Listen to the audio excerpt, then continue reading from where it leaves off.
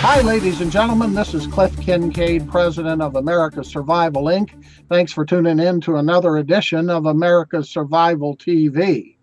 Well, it's been hard for many Americans to accept the fact that in Barack Hussein Obama, we had our first Marxist president. And likewise, it's been difficult for many Catholics and non-Catholics alike to think that in Pope Francis, we may have our first Marxist or even communist pope. That is openly so because of his policies and pronouncements lately. His, I guess you could call it a détente or an emerging cozy relationship between the Vatican and the communist Chinese regime, which of course over the years has persecuted and killed Christians.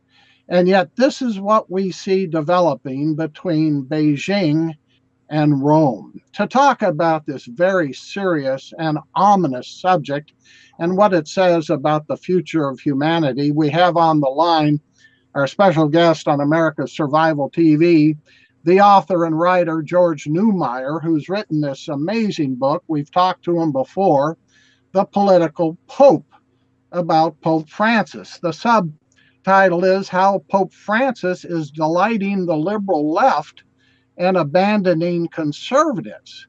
Well, George, it looks like he's doing more than delighting the liberal left. He seems to be delighting international communists, including the Red Chinese in Beijing. Of course, you talk about this in your book. You have a section in there on how Pope Francis has been engaged in a policy of appeasement toward the communist Chinese government. We want to talk to you about this whole subject and what it means for the future of the church and the future of humanity going forward. George Neumeyer, thanks for coming on the show with us. Thank you for having me. George, this has been just incredible. You seem to forecast all of this, and I highly recommend your book. But now we've had this top bishop in the Vatican. His name is Marcelo Sanchez Coronado, chancellor of the Pontifical Academy of Social Sciences, actually praising the communist state as extraordinary, saying, and this is after he did a Potemkin village tour of communist China, quote, "You do not have shanty towns. You do not have drugs. Young people do not take drugs over there," he says. He says there's a positive national conscience in China. And he goes on to praise China for adhering to the discredited climate change agreement, the so-called Paris Climate Accord.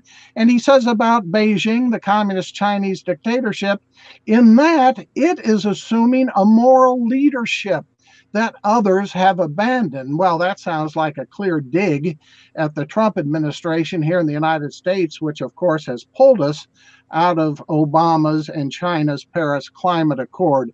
What do you make of this cozying up to Beijing by the Vatican?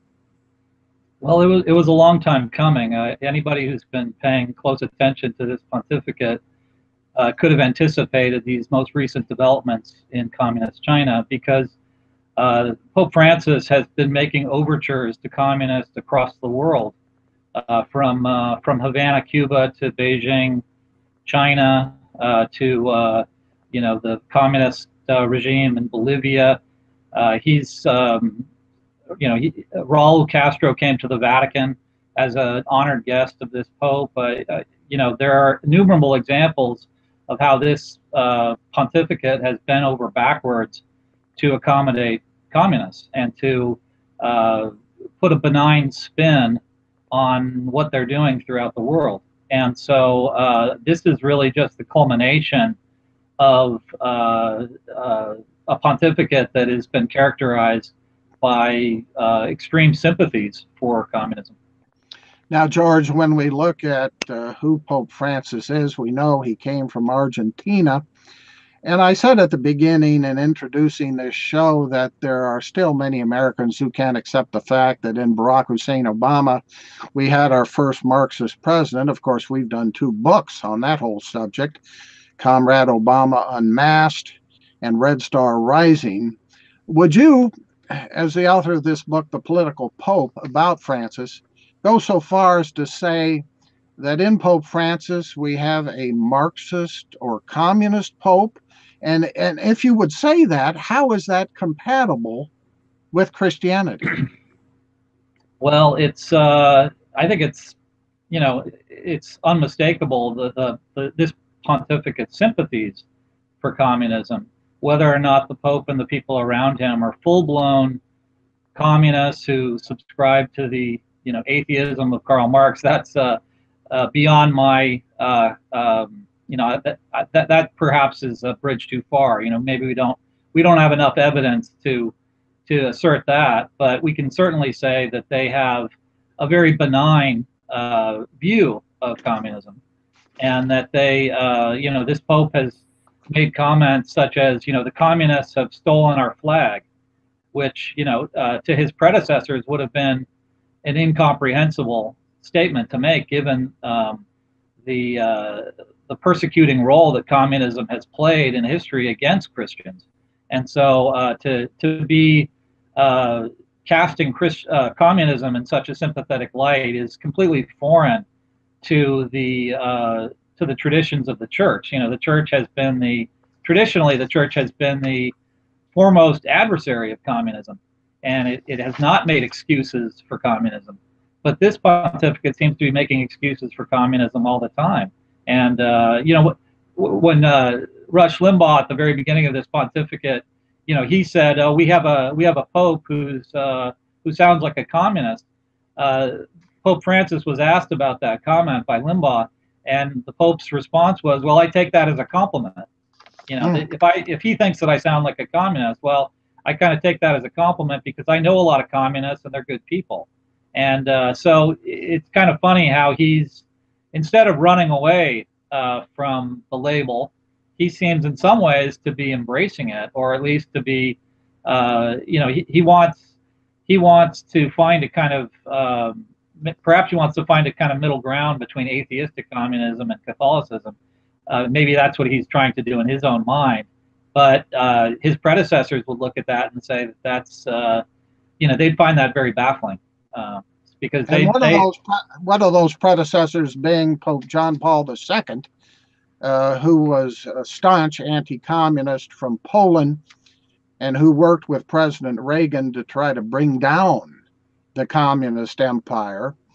Pope John Paul II was a strong anti-communist. He understood how communism was incompatible with Christianity, and yet it's been like a total upheaval since that time. And now we've got Pope Francis, who's been making all these pro-communist statements. Before we get into the deal with the Vatican that seems to be emerging here, let me ask you a little bit more about this character, Bishop Marcelo Sanchez Sorondo. Now, ladies and gentlemen, we're talking with George Neumeyer. He has written the book, The Political Pope. We've talked to George before, but we're zeroing in today on what is going on specifically in regard to the Vatican and Communist China. And what has sparked this is this character, Bishop Marcelo Sanchez Sorondo. He is a top Vatican official, apparently an old friend of Pope Francis, Chancellor of the Pontifical Academy of Social Sciences. Apparently, George, it looks to me like he took a trip to Communist China, sort of a Potemkin village trip, where he saw what the communists wanted him to see. I mean, can this guy come back and say, wow, man, it looks great? In fact, the headlines are, China is the best implementer of Catholic social doctrine. That's almost an exact quote from this Vatican bishop. Now, can this guy be that dumb? Can he be a pawn, a dupe, or is it much worse? Well, it's very characteristic, I would say, of the crowd around Pope Francis to equate socialism with Catholic social teaching. You know, whenever you hear the phrase Catholic social teaching, it almost is always being used to endorse socialism. And that's, of course, a distortion of what the church teaches. The church does not present Catholic social teaching as an extension of just socialism or an endorsement of socialism. And yet, Pope Francis and the people around him, like Sorondo, they they treat the two things as if they're the same. And that's why this bishop would go over to China and say that China is a perfect implementer of Catholic social teaching. That just shows you how badly they've misinterpreted and ideologically interpreted the Catholic social teaching, and they're using Catholic social teaching as an occasion to advance socialism, and so I think Sorondo's remark is amazingly, is incredibly telling, and it reveals the extent to which socialism now saturates the thinking of top people in the Catholic Church. And this Pope, as I point out, as I document in my book, one of his chief mentors was a Paraguayan communist with whom he had worked at a laboratory in Buenos Aires, and the Pope has said that this communist introduced him to communist literature, communist periodicals, communist thinkers. He said he learned about the Rosenberg case through this woman, and he said she was a huge influence on his political thinking. And he said that he learned about communism and appreciated communism through this woman. But then he made the comment that what she found in communism, I found in the church's social teachings. And that's a very worrisome kind of equation, to think that Catholic social teaching and communism are basically coming out in the same spot, and that's not. The church has never wanted people to construe Catholic social teaching as an endorsement of socialism, and yet that's happening in this Vatican all the time. Now, George, in your book, The Political Pope, in fact, on page 80, you start talking about this Bishop Sorondo in a section titled Bernie Sanders Goes to the Vatican. And you point out in April 2016, at the height of the Democratic primaries, Bernie Sanders accepted an invitation from the Vatican to lecture at the Vatican and meet Pope Francis. And you quote Sorondo as saying, "We invited the candidate who cites the Pope the most in his campaign, and that is Senator Bernie Sanders." And you make the point that the New York Times described Sorondo as an Argentine who is close to the Pope. Well, it's clear Sorondo is a socialist, a Marxist. He invites Bernie Sanders over there. What else do we know about Sorondo? Well, we know that he's been using the Pontifical Academy that he heads up as a gateway for the George Soros crowd. He's constantly inviting George Soros-style socialists to come and speak at the Vatican. And if you look at the membership of that academy that he represents, it's composed largely of socialists and communists, and or at the very least, leftists who are sympathetic to socialism and communism. And so he's been responsible for bringing that Soros crowd into the Vatican, and so that's one thing we know. We also know that he sits on the board of one of the organizations run by Jeffrey Sachs, who is one of the leading climate change activists in the world, and who's also one of the leading population control and abortion rights advocates in the world. And so we know that Sorondo is, closely tied to people who can be accurately described as enemies of the church. And Sorondo also made the famous comment. He's also famous for having referred to opponents of climate change activism as greedy Tea Partiers, and he said, the people criticizing climate change activism, they're all connected to oil companies and they're greedy, and so he's an extreme example of the leftism that is now very pervasive at the higher echelons of the Church of Pope Francis. Now, another character I'd like to get your comments on, who is part of the Vatican and seems to be part of the in crowd, is this Cardinal Oscar Rodriguez Maradiaga. You mention him in your book. He's also the subject of a front page story in Catholic Family News. This is the new issue that just came out. It refers to him as a Vatican II huckster and a limousine liberal. This Cardinal Oscar Rodriguez Maradiaga, what do we know about him? Well, he's the chairman of the Pope's Council of Cardinals, and so that's a very important position, and he's even been referred to by the Catholic left as the vice pope. That's how significant and influential he is. What we know about him is that he's a hardcore leftist, and he's a full-blown socialist in his economic thinking. He has been very critical of the United States. He's constantly castigating the United States for capitalism, and he's like Sarando. He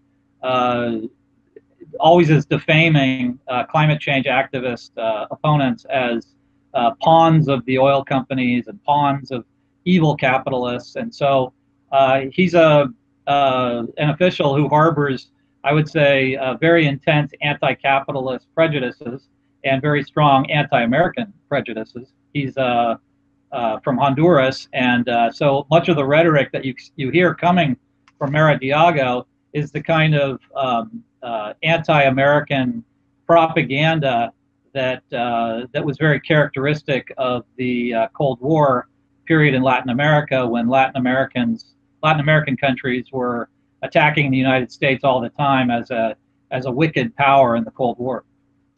We're talking with George Neumeyer, author of the great book, The Political Pope. We strongly urge you to buy it, Catholics and non-Catholics alike, to understand what's going on here. We know Pope Francis worked closely with our former President Barack Hussein Obama, and yet has now been attacking President Trump. We know Pope Francis has this pro-communist, pro-Marxist orientation, even though the evidence shows, and certainly Pope Francis has to know this, deep in his heart, deep in his soul, that Christianity is incompatible with atheistic Marxism-Leninism.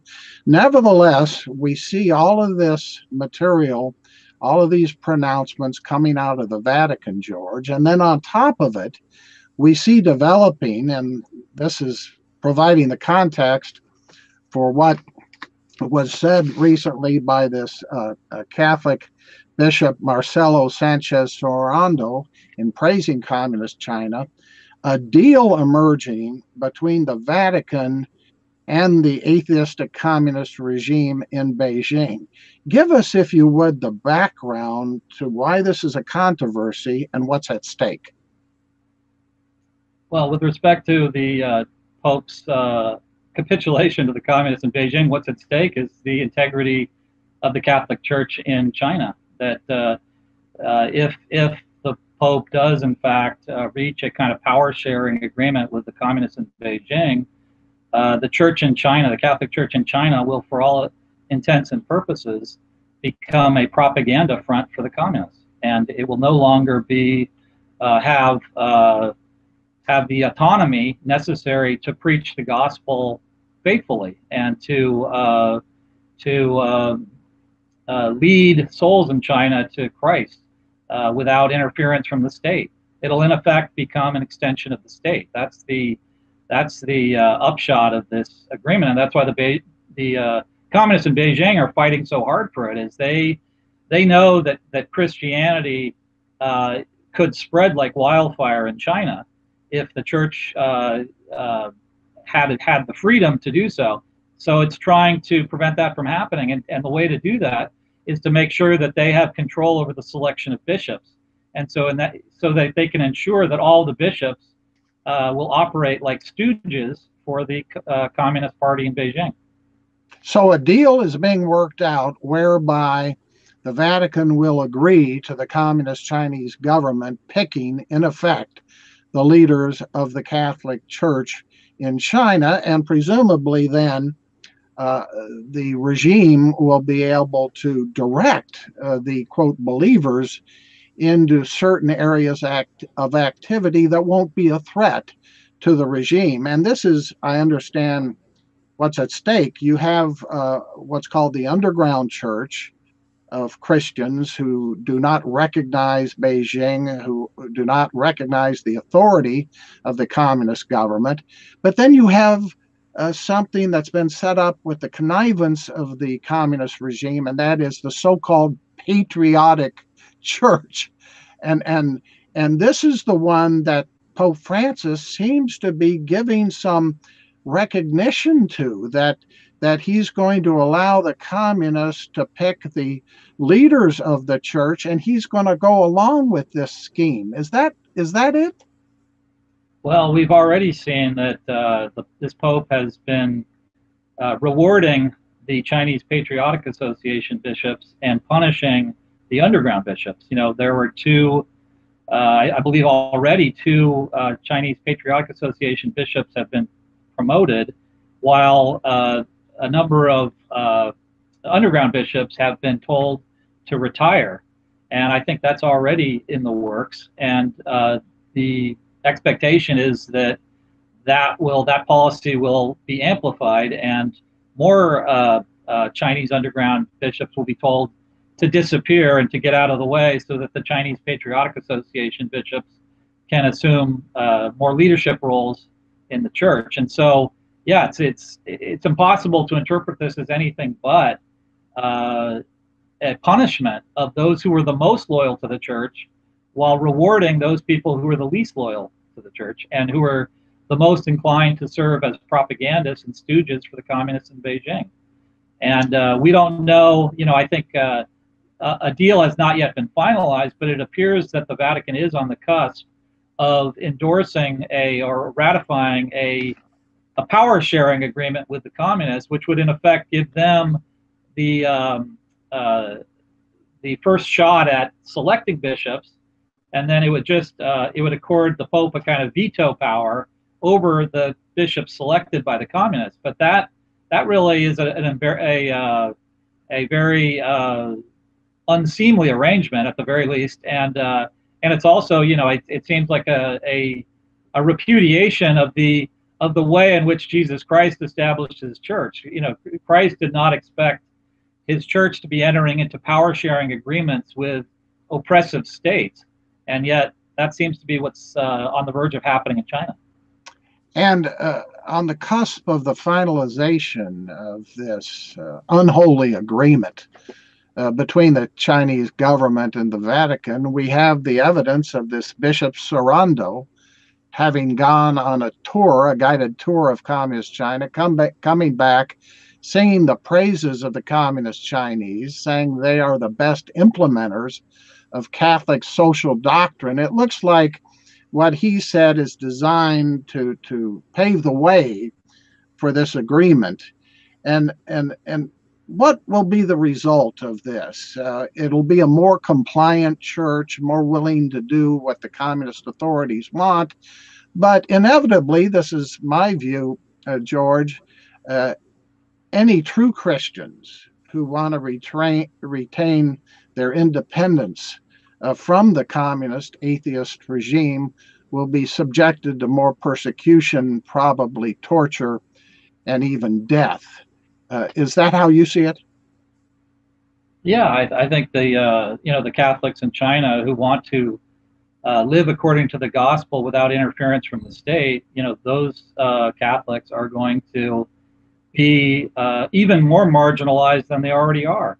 And that's the tragedy here, is that this is, you know, instead of defending those holy Catholics in China, this agreement would basically expose them to more persecution, and it would basically, you know, it's a policy that basically encourages people to sell out to the state, and selling out to the state when the state is oppressive and is ungodly and godless and is opposed to holiness, that's that's a formula for people losing their faith completely. And of course, this is all happening at a time when literally over the last couple of weeks, I'm sure you've seen the photos that have been smuggled out of China of the communist Chinese authorities actually blowing up and bulldozing Christian churches. Right, right. Yeah, there's no indication at all that the communists in Beijing have softened any of their policies towards Catholics. In fact, in recent years, in recent months even, we've seen more persecution, not less. Now, let me ask you, though, it appears that this repressive state apparatus that's used against real Catholics, authentic Christians in communist China, is also being used against other independent religious groups like the Falun Gong. Are you familiar with what they've had to suffer through as well? Generally speaking, I haven't studied it really carefully, but I understand that, yeah, all religious groups and any religious group that sets themselves apart from the state and that poses any kind of threat to the hegemony of the state, those groups are persecuted in China. And that's the point of all of this, is that the state wants to create a situation where there is no power recognized above the state. And that's why it's so important to crush these churches, or if you can't crush them, just turn them into extensions of the state that are led by stooges for the state. And that's just as good from the perspective of the Chinese communists. That's just as good as destroying them completely. If you can just co-opt them and hijack them and use those churches for state purposes, from their perspective, that's just as good as dissolving them. And this is an inexplicable step that the Vatican appears to be taking from the point of view of, if the church is serious about spreading holiness in the world, and if the church is serious about reintroducing God to the world, the last thing you should be doing is kowtowing to the atheists in Beijing. Is it really so inexplicable? I think the last time we had you on America Survival TV, George, we got into the subject of where all of this is heading on a global basis. And it looks to me as if Pope Francis and those around him, such as this Bishop Sorondo and the Cardinal Rodriguez, they see the Vatican as a major player on the global stage, making deals about climate change and making deals with the communist Chinese. I know Pope Francis had Vladimir Putin into the Vatican. It looks like they think they're fulfilling some role, historical or prophetic role, in some emerging global governance structure, call it a world government if you will, where they could be the new world religion and even accepted by the communists, for crying out loud. Maybe this sounds fantastic, but what are your thoughts on that? Well, I do think that this is part of the overall project of this pontificate, which is to more or less kind of create or turn the Catholic Church into an appendage of the global left. And we've seen that on many different fronts. We've seen that, it's very important for this Pope that the Church have a place at the table of the global left, and that the Church be collaborating with the global left in the promotion of all of its favorite causes. And, obviously topping that list are climate change activism and open borders. And so, I do think that this agreement with the atheists in Beijing and the leftists in Beijing is consistent with that project to liberalize the church and to make the church an extension of the United Nations in a way, or to create a big place for the church at the United Nations and at the table of the global left in general. And you can see that in Sorondo's comment about how great China is in terms of climate change activism. He went out of his way to praise China for its climate change activism, which anybody who's studied this subject knows is a highly cynical project of the Chinese, which is designed to destroy the Western economy. For decades, the Chinese have been using climate change activism as a club with which to beat down the Western economy. And in fact, they're paying people off at the UN. It often comes out in these UN graft cases that the Chinese have paid off UN officials to promote climate change activism as a way of undermining the economy in the West. The Chinese understand that the way to weaken the West is to have the West destroy its own economy on the altar of this phony climate change activism. And so they've been pushing it very aggressively, while of course they themselves never practice climate change. They don't observe climate change norms. In fact, their economy is growing very rapidly, in large part because because they're building coal factories all over the place. And so so for Sorondo, to be making that statement is very ridiculous. I mean, it's like, here we have in Sorondo, it's almost like we have Walter Durancy in a cassock, or Lincoln Steffens in a cassock. Lincoln, I think Steffens made the famous remark, I've been over to the future and it works, and I see that it works. And that's basically what Sorondo was saying. And it's amazing. I mean, I guess the most generous way of putting it is that Sorondo is behaving exactly like the useful idiots that Lenin used to talk about. Yes, indeed. He probably went over to Beijing on this guided tour and stayed at a five-star hotel, even though, ironically, as you allude to, Communist China is one of the most polluted places on the face of the earth. I mean, sometimes you can't even breathe there, and the pollution wafts over to neighboring countries. I've got a son who lives in South Korea, and yeah, part of the pollution comes from South Korean industries themselves, but a lot of it they know is coming down from Communist China.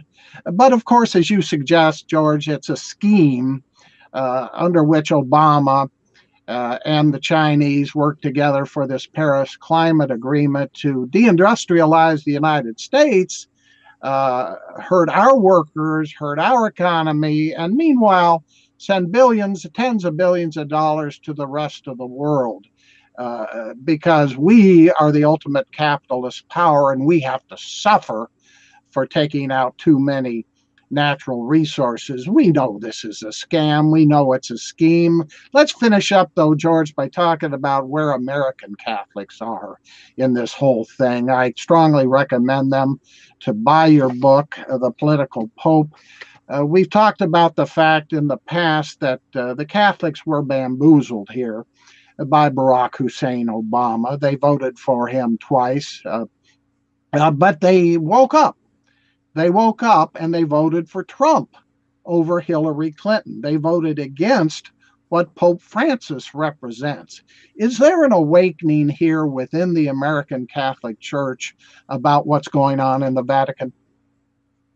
Yeah, I think you're seeing people are pulling their head out of the sand about this Pope, and the examples like, the kowtowing to the atheists in Beijing, that's those sorts of instances, or those sorts of controversies have woken people from their slumbers about this pontificate, and they can now see that this Pope is a very serious leftist. And I've always argued that this is a Pope who appeals not to the man on the street, but to the elite. He's people say he's the people's Pope, but in reality he's the elite's Pope. The man on the street is shrugging. I would say the Catholic on the street is shrugging at the leftism of this Pope and is not impressed by it, and is not voting according to it. And it's the elite, the liberal elite, that have responded the most favorably to this pontificate, and it's the man on the street who has a little bit of common sense, who can see that what's being said by this Pope and by the people around him, like Sorondo, is completely ludicrous, and it's just a lot of it's just warmed over, discredited socialism, and the world is actually in those countries that are still vibrant, the political order is moving more towards common sense and away from those failed ideologies, which still have such a hold over leftists at the Vatican. Yeah, it's hard to understand, although when you comprehend the pro-Marxist leanings of this Pope, I guess you can easily come to grips with it. Why this Pope, rather than deal with the atheists in Beijing, why doesn't he, as somebody from Argentina, go down to a place like Venezuela, which has been almost totally destroyed by Marxism, where people in record numbers are fleeing the country because they have nothing to eat, where this Marxist regime is trying to solidify its power by impoverishing the people. Why doesn't the Pope go down to Venezuela and help to clean up that mess?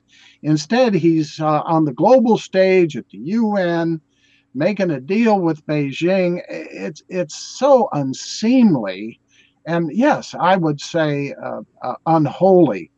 And there is a revolt brewing, ladies and gentlemen, among American Catholics. I mentioned this paper, Catholic Family News.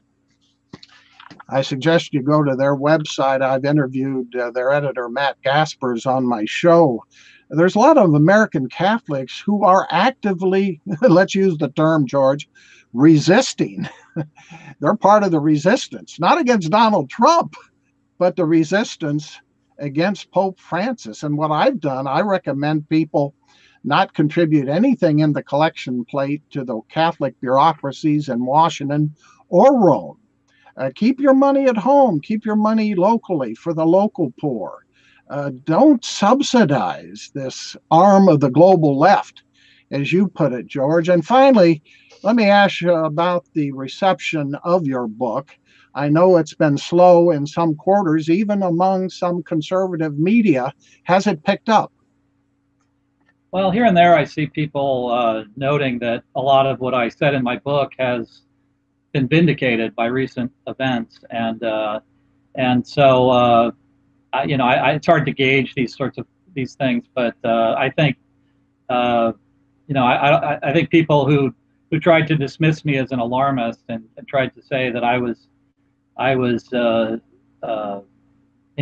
offering a very over-the-top assessment of this pontificate. I think maybe some of those people, might now understand where I was coming from and might see that what I was offering people was not alarmism, but a very realistic assessment of this pontificate. And one thing that came to mind actually while we were talking about the power sharing agreement that the Vatican is on the verge of reaching with the atheists in Beijing and the communists in Beijing is, could you imagine Pope Francis and Sorondo and the people around or at the Vatican now entertaining a proposal to enter into a power sharing agreement with Donald Trump for the selection of U.S. bishops? That they would they would be running around with their hair on fire if anybody suggested that. And yet here they are, saying that the communists in Beijing should be able to throw out names of bishops, and then we'll only have a veto power over those names. So it shows you how skewed the political views of this Vatican has become, and how you see all the time people at the Vatican denouncing the Trump administration as a evil, unchristian regime, when in reality a lot of the issues that are under discussion are issues that Catholics are free to disagree with each other about, and they're not actually issues that rise to the level of Catholic teaching. They're, for the most part, they're prudential matters on which Catholics can disagree. And yet this Vatican seems to, like, for example, the Pope said that Donald Trump's position on immigration is unchristian. Well, has it ever been unchristian for a country to have secure borders? Is that really unchristian? Is that contrary to what Jesus Christ taught when he said, render unto Caesar what is Caesar's? Surely one of the duties of Caesar is to ensure that a country has secure borders. And so to say that amnesty is the Christian position and opposition to amnesty is the unchristian position just shows you how out of control the left-wing clericalism is at the Vatican right now. And when that same crowd is then turning towards the East and turning towards Beijing and saying, you know, you're the perfect implementer of Catholic social teaching, and we're going to enter into a power sharing agreement with you in terms of the selection of bishops, it's no wonder why many ordinary Catholics in the pews are just tremendously baffled and perplexed by this pontificate. But I tell you, your book, The Political Pope, is anything but alarmist. You've been right on target. A lot of what we're seeing happening in regard to the Vatican has been laid out in your book. Let me be alarmist at this point and say, George, I can anticipate once they finalize this agreement, you know they're going to do it. I mean, it's the cake has been cooked. And I wouldn't be surprised if we see Pope Francis go over to Beijing and clink glasses with Xi Jinping, the dictator, meeting together. This is where the world is heading. We saw former President Barack Hussein Obama go back over to Beijing after he left office and meet with Xi Jinping. Together, the Chinese media covered the meeting together of Obama and Xi Jinping, referring to those two as, quote, veteran cadres, a term used for basically retired government or communist officials, referring to our own president as a veteran cadre, which just reinforces our point that he was indeed America's first Marxist president. But for the Pope himself to go over there, I think that will probably happen. I don't want to press you on whether you think that'll come about, but I could certainly see him going over to Beijing. Yeah, maybe he's not going to clink a glass and drink some wine, but appearing together as if they've ushered in a new era for humanity. I mean, I don't think I'm nuts to say that. Do you? Well, look at what happened in Havana, Cuba. That, you know, the Pope made a visit to Cuba, and he perfectly conformed to the propaganda narrative of the Castro brothers. You know, he said a mass in the shadow of a mural of Che Guevara. You know, the only things he said in Cuba were things that, you know, Raul Castro wanted to hear. Basically, he never said a word about the how the Castro brothers had persecuted and killed countless Cubans, and, you know, Cuban Catholics were absolutely appalled by the Pope's visit to Cuba. And then when Raul Castro visited the Vatican, the red carpet was rolled out for Raul Castro, and Raul Castro was so impressed by the socialism of this Pope that he said that he was thinking about returning to the Catholic Church, and that he said that, you know, if Catholicism is defined by this Pope, then I can be a Catholic again. And that's actually a very common refrain from these communist leaders across the world. Evo Morales, the communist president of Bolivia, made the same comment after he heard the socialism of this Pope. He said, I finally have a Pope. I finally have a Pope. I don't think, you know, it probably isn't out of the question that this Pope could be clinking glasses with communists in Beijing in the not too distant future. You know, that's this Pope is you know, has been nothing if not indulgent towards communist dictatorships. And you mentioned Evo Morales, who met with the Pope and presented the Pope. There are pictures of this. Right, with a hammer and sickle cross, and the Pope, instead of rejecting that gift, he embraced it warmly, and he said, I understand the meaning behind this gift. And, you know, I think if a hammer and sickle, a cross that with a hammer and sickle on it, were presented to popes of the past, they probably would have broken it over their knee, and they would have said, I'm not accepting this. This is outrageous. You know, you're trying to associate the cross of Christ with the most oppressive, most anti-Christian dictatorships in the history of the world. And of course, the whole point is that Jesus Christ, the gospel, is love. And yet communism destroys religion, destroys your soul, has killed 100 million people. And communism, I mean, let's go back to Cuba for a minute. You probably saw the story from about 2 weeks ago of Fidel Castro's son, who looked very much like him, according to the pictures, committing suicide. This is what communism does to somebody. It rots your soul. Jesus Christ was not a revolutionary. He's not somebody who should be pictured on a hammer and sickle, as Evo Morales did when he presented that hammer and sickle cross to Pope Francis.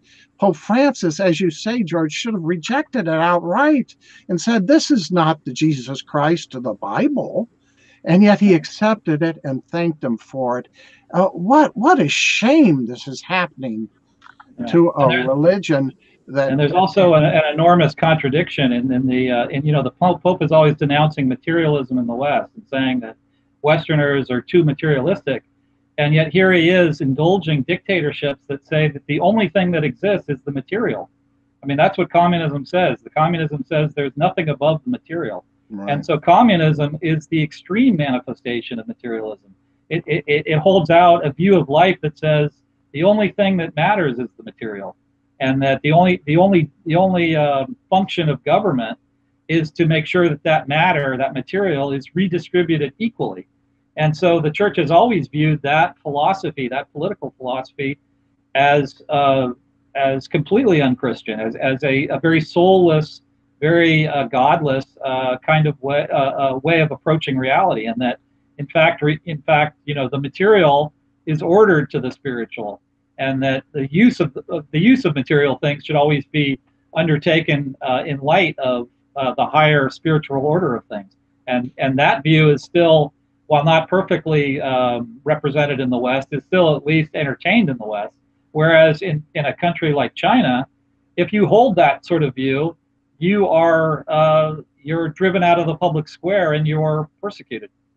And so, for this Pope who wants to say that he's an anti-materialist Pope, for him to be collaborating with the most materialistic philosophy on earth, which is communism, is a deep irony. And the further irony is that they are trying to develop a heaven on earth in the name of human liberation, a false kind of liberation that will only produce more suffering and death. And these are the stakes.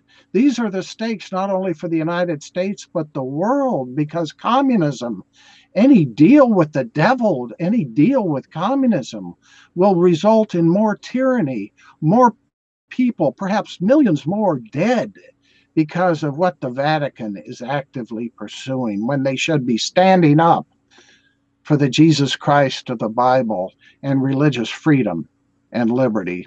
George, I highly recommend your book. I know it's available through Amazon and some bookstores out there. Is there any preferable way to get the book that you recommend? Probably the easiest way is just to go to Amazon.com and to order it off Amazon. But I think it is still available at Barnes & Nobles and at bookstores.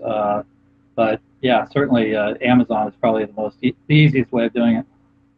Well, thank you, George Neumeyer, again, author of The Political Pope, for spending this time with us. These are very dangerous times for the world, ladies and gentlemen.